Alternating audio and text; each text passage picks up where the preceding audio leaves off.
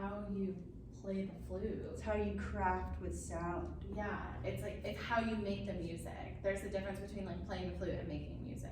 Yeah, or even taking that a step further, it's how you become a channel and a vessel for the music, right? Yeah. Without any ways of like, without inhibiting, you're not squeezing the air and you're not chopping the air. Right. Everything you do, whether it's how you handle the breath or how you decide to shape a phrase, how you depress the keys and release, like it's all connected, hopefully, to like these shapes and these flows of air and these like visions that you have for crafting and, you know, creating with sound. Yeah. Right? And so you become hopefully a vessel with nothing that obstructs you. Right.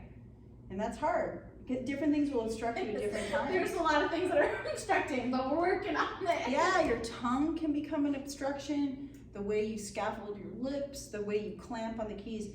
These are all things that can become obstructions. Mm-hmm. And the tricky part is that you do need a dynamic strength in what you do. Like you do have to engage the muscles and you do have to be very powerful. But the obstruction comes maybe from not recognizing when what you're doing is dynamically engaged in a way that does not help. Right. And so what can happen there, and this is getting even super deeper, is that let's say these big muscles are engaged and you're pumping out whatever, right? And that's good and that's what you want. And the fingers are clamping away, but you don't notice them. Right. Because this is so much stronger, this feels like it's nothing. Right. Mm-hmm. So it is holding that balance between something that's very powerful and forceful and something that's just completely released, and that's where the isolation comes in. Yeah. Super fun and challenging to explore. Yeah. It's pretty profound because, you know, at the age of 11 or whatever, when we're handed the flute, and I actually remember opening the case, and I have like such strong memories of those moments.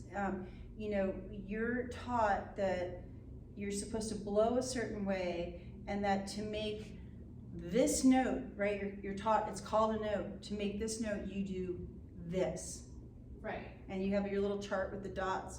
And so we, from a very young age, we begin to equate the sounds we're making with like this. Yeah. Like this tool and this positioning and the holes that we're covering that are little dots on the piece of paper.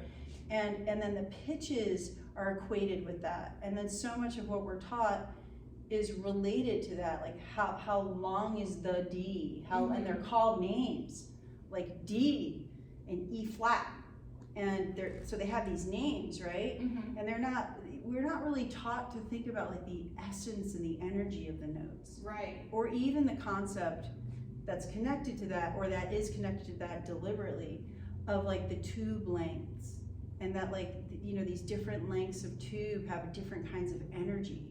Right. And, you know, and how the air comes out and how the air vibrates in the tube, and how really we're only exciting the air that's already in there. Right. Right? And so this whole idea of just kind of like clunking away, which is very macromotory and totally normal for, you know, kids to kind of be very macro motor, like unless it's ironed out and really considered in terms of like the different lengths and what you're doing with the vibration and the energy of the air, it just kind of stays there.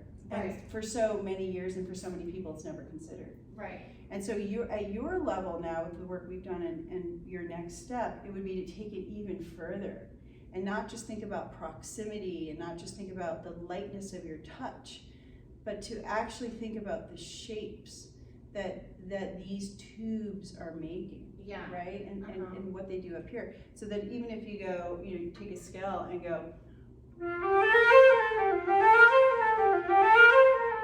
you feel wow, that you can almost, you feel like you're stretching it out of the way you're handling the release of the keys and the depression of the air and all of that. Yeah. And so that's a special way to go. And that connects to what we did with elasticity. Elasticity, yeah. Mm-hmm.